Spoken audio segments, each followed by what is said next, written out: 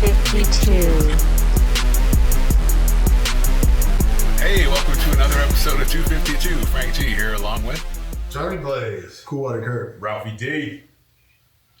All right, tonight's subject is Night Court. And before we really get into breaking the show down, the question is, who's your favorite character on Night Court and why is it Dan Fielding? That is a great way to broach that question. Do you know how hard it is to be promiscuous on a budget in New York City? Dad. That was a line that defined Cool Water Kurt as a young guy because I was trying to be promiscuous in Fairfield on a budget. It was hard.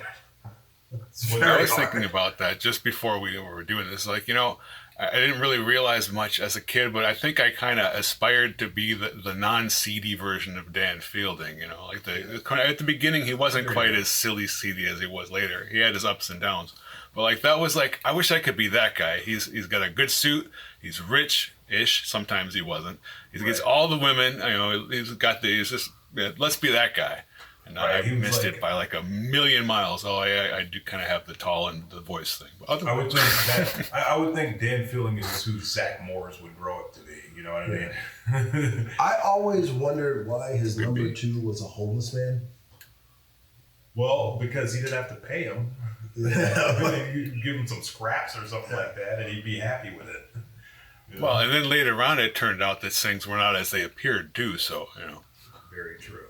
Spoiler alert. Well, not spoiler alert. I mean, let's just, first of all, let's say, I mean, we all have variant degrees of our recollection of Night Court. Mm-hmm. Now, for me, Night Court always was the show that came on late. When I was watching Night Court, 11 p.m. It was 11 p.m. on syndication. Channel 58. So I was supposed to be like in bed, but I would stay up to watch Night Court. So I wouldn't go to bed until like 11:30, 12 o'clock, like every night. And then when I would wake up, it's because Ralphie was banging on my window saying, Kurt, get up. It's time for us to go to school. Yeah, you know what? I didn't know it was because you were doing something charity work, watching Night Court. Bettering yourself. Yeah, I gotta say, I find it hard to decide whether my favorite character was Dan or Christine. Oh, wow. I like the whole dynamic between the two. I like, you know, he was always on the attack and she was dodging and parrying and still trying to be a lady, which she was. Yeah. I think and sometimes she threw down and was not. She had a dark side too, so that was nice. Yeah. Those are always favorites. Yeah, I can see that. I liked everybody. There was no bad character on the show. Right. I agree. You know, for me, the best chemistry on the show, hands down, was always between the bailiffs. Bull Selma, Bull Roz, Bullshit. Yeah. I think just the way Richard Malt would have his, you know, because he would play the heavy, but then he would have really empathetic scenes. Yeah. And he would do it all with his face and, you know, his body language and his gestures. Yeah. And I believe... He was the gentle giant. Yeah. As it were. Which was great. But when I was young, I really liked Harry. I thought Harry was funny. Yeah. He did magic. Like magic. Yeah. You know what I mean? Yeah. And he was kind of the main focus of the show. And he was smart and all that stuff. And you know what threw me off? You know what threw me off of Harry? What? His infatuation with Mel Torme. Yeah, that was cool though. Like our whole generation knows of Mel Torme just because of Night Court. There's no other reason we would have even. You know. What was he? The Velvet Fog? I can't remember what was. Yeah, you know this because you watched. The Velvet Fog. Mac's wife called him the Velvet Frog. I still remember that. The Velvet Frog. On one episode, hilarious. Off the top of my head, so many great episodes. My all-time favorite was when Dan saved Christine's life and took him back. Now you gotta sleep with him. He's like, he saved my life. And Harry's like, he groped you. He groped you, yes. Hands down, one of the I remember that. And he ends up Christine ends up going up to the hotel room that he gets, and of course Dan has a change of heart, but he ends up saving someone's life who's going to commit suicide, and then Harry's like, hey, he just saved your life. Now you have to sleep with him. Because it was a guy. It was a guy. Yeah. Because wasn't he like in a bathrobe or a smoking jacket? Like a smoking jacket. And slippers or something like that. Yes. That's coming back. Then, what's it? I don't know if he played Harry's father, but the guy from the Addams Family. I can't remember his name. Sean. John Astin. No, Sean Astin. John Astin. John Astin. Yes. Yeah, he was good. And I like the episodes of him, but he kept escaping from the hospital. He was like but I'm feeling much better now. Yeah, but I'm feeling much better now. the whole show was good. I really enjoyed it. I mean, of course, they got a little silly and went way off the rails back, in later. Let's dig into it real quick. How many seasons did it run?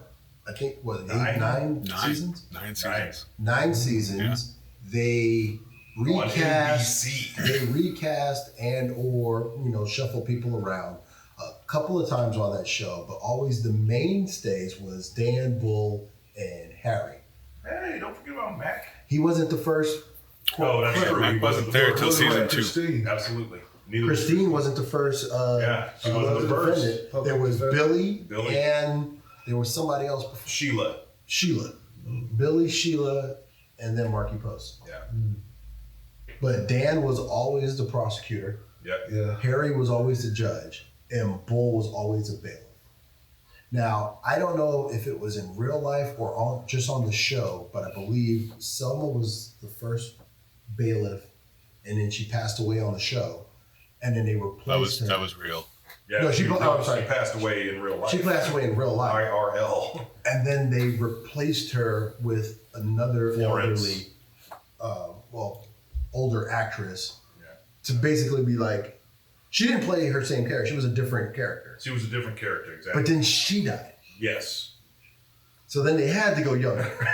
Yes. They had to make that. With the still And then living. the insurance With the company still came in and living said, no Marshall more 80-year-old Warfield. ladies. Who I apologize, I thought had been dead. Yeah. Marsha Warfield, still alive.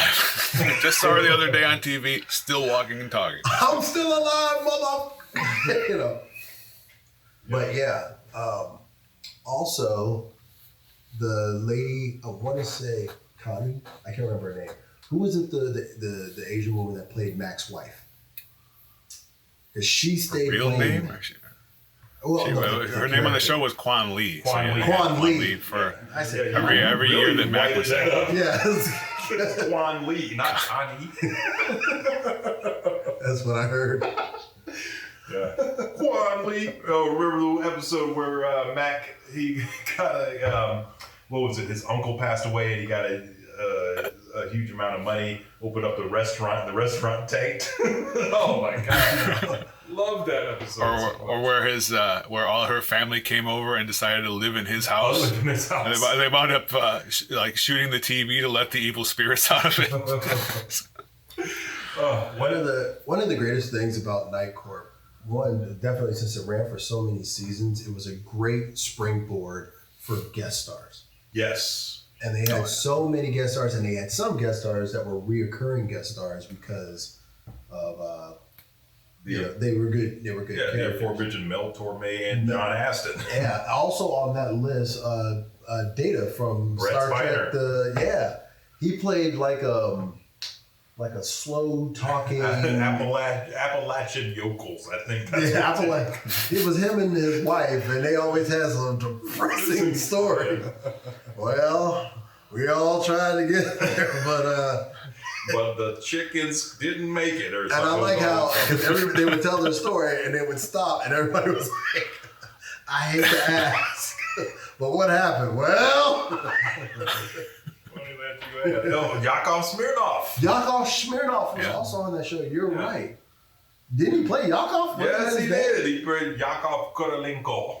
Wow. Following really the fine tradition set by Tony Danza. Yes. He's Russian Tony Danza. He can only play Yakov. Oh, man. But they always had like an underlying theme in the show. There was always, I mean, they did have say themes of sexual nature and all that stuff and subversion of topics, but they weren't overt with it. Yeah, exactly. And they were because also at that time you really couldn't. They had to be clever. Yeah. Well, they had the 9:30 slot, so they could get away with more than they could, earlier on. But they still had the, PG-13 it. But there is some stuff in there that you watch. Oh, they slipped that through. I didn't even catch it as a kid. Yeah, exactly. Yeah. Oh, there was so much stuff I didn't catch as a kid. I mean, I didn't know what I was. I did. I read a lot. Yeah. So that's why it's worth taking a step back.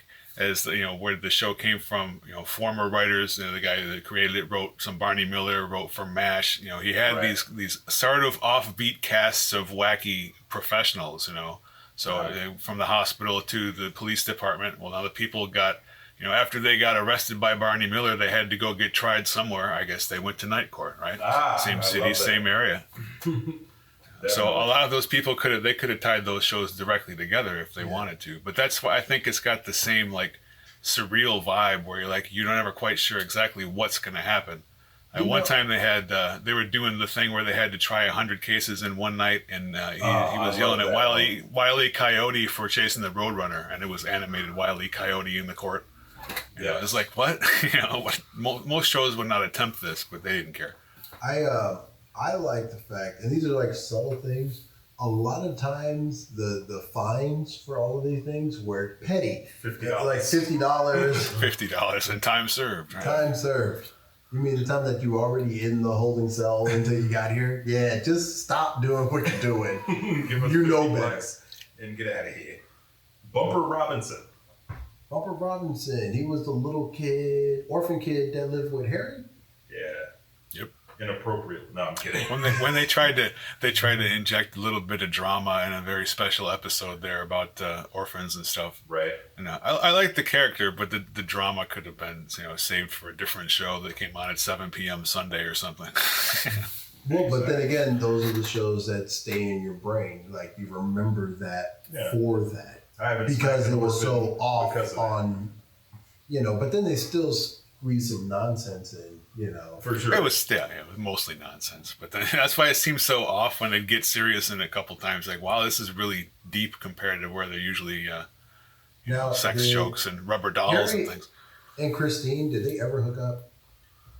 Yeah. Or did he get with every? He got with every they were supposed to get married. DA, right? He got with Billy too, right? They hooked up, and they decided they didn't want to stay together. And they were like, okay, this doesn't work. So yeah. And then that dude that she wound up married to came along. That guy, the New York cop. Hey, what up, Christine? What the fucking doing? I don't remember this guy. Oh, yeah, that guy. He was kind of a shorter New York cop. Yeah. He kind of would have been a good dude to play Wolverine at the time, actually. He had that kind of his thing going. That's right. And they were kind of he came in and he had sex with her, and she got pregnant, and then he went off to Colombia or something because he was in the drug enforcement agency. Yep, I do remember that. I remember he had a killer mullet. I got none of that. So did she actually. Oh yeah, they had the mullets. Those babies would have had serious mullet. Did she end up having twins? No, it was just one. Besides the ones. So bringing Marshall Warfield back up. If we would do the Where Are They Now of Night Court, I know Harry is no longer with us. Yeah. John Larroquette still working? Still working. Yep. Yeah. He was on Murphy Brown last year. Still working with a full head of hair. I know we were recently, I don't know if you were part of that text, but I know Frank and I were texting back. I think you were, because he was like, who is this? And I could not recognize who this actress was. And it was Marky Post. And I was like, get the hell out of here.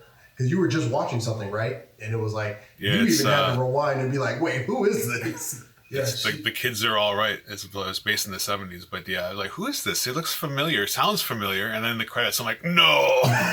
She was on an episode. She's like 70. She's also on an episode of Battlestar Galactica. Back in the day? Yeah. It was a real short part. There were people doing this weird dancing in a little nightclub room, and she was one of the dancers. Are you talking the original? Old Battlestar Galactica? The original. Okay. Okay. But she was also on The Fall Guy for like 3 or 4 seasons. Yeah, she was there. She was the bailiff, or not bailiff, the bondsman, right? Yeah. Yeah.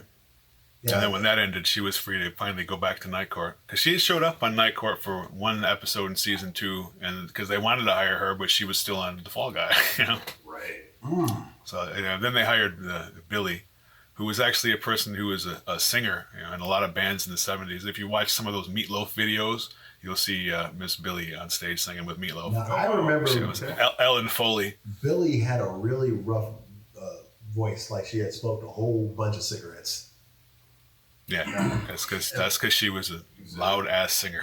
I'm gonna have to check some of that out. I had no idea. And she had that haircut that you liked when you know that look.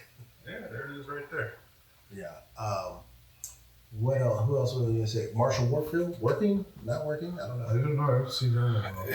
She was the thing I saw her on. She was talking about some sort of like local theater thing she was putting together for people. So kind of still working, but not working, on big scale things. Phil, Al, those guys still working? Mac's still working. Charles Robinson shows up on things. Yeah, I've seen him in something just recently. Excuse me. I can't think of what it was. Who did I see on the what's the Black Lightning? There was someone that I just saw in that. I think it was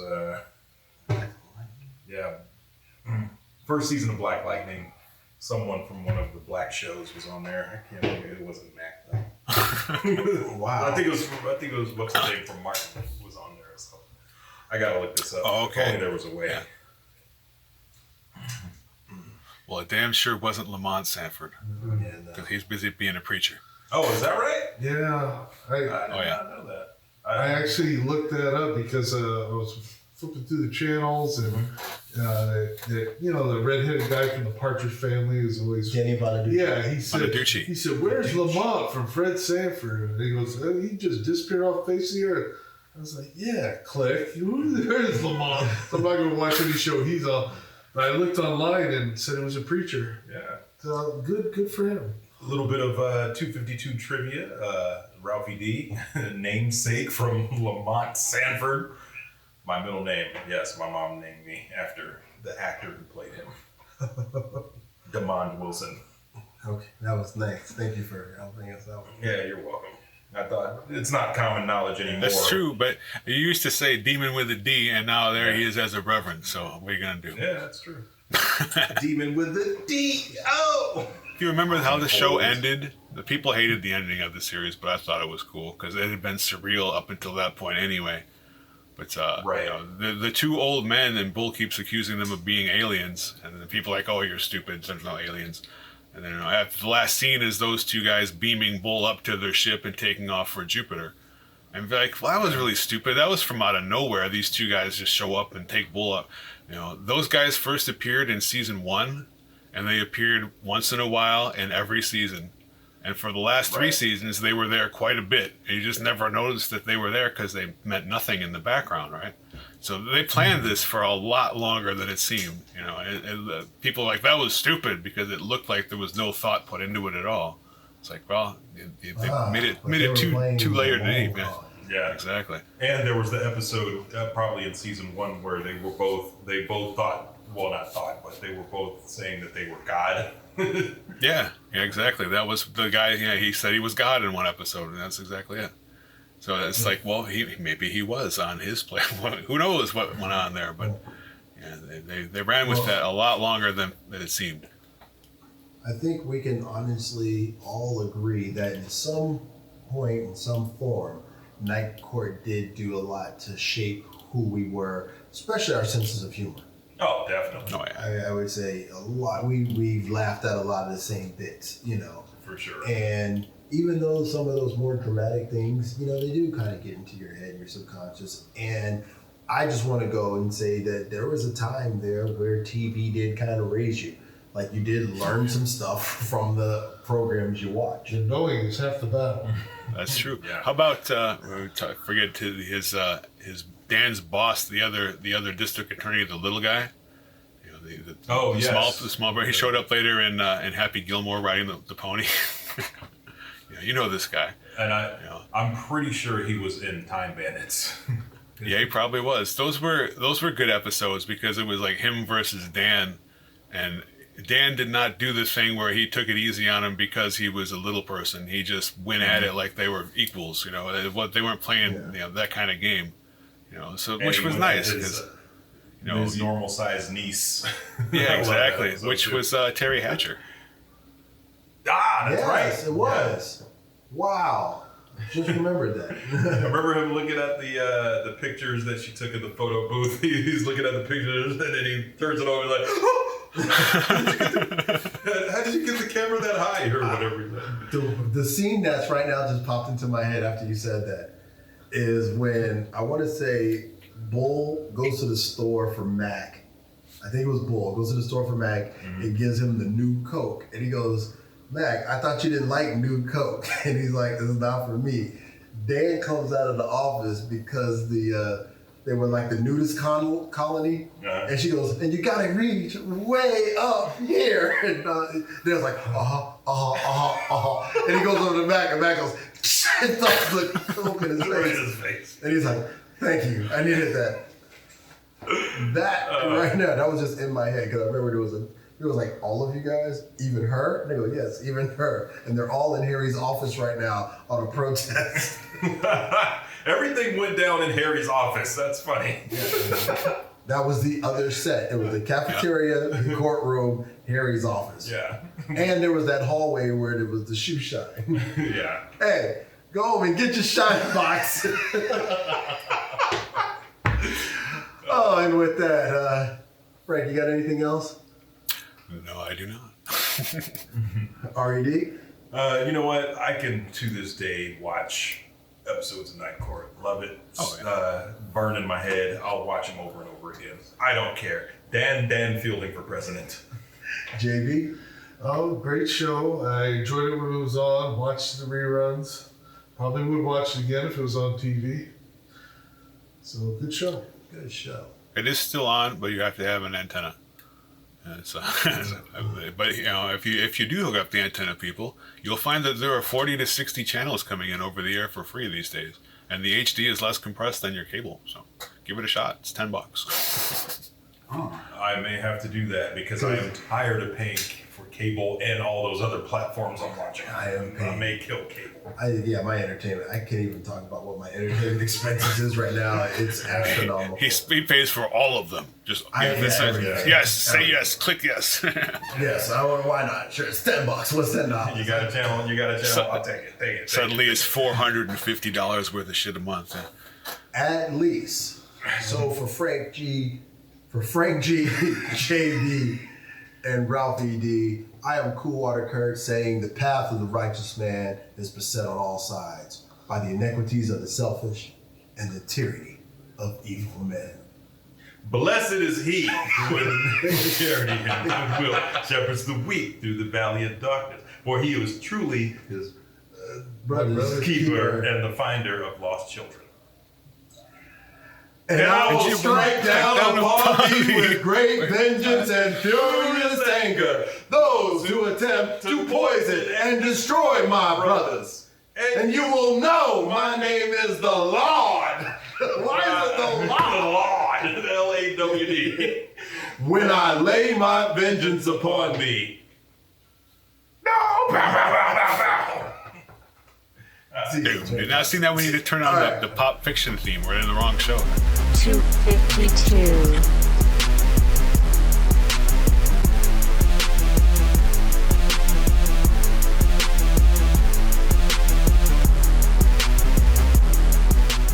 Adonis, pull yourself together.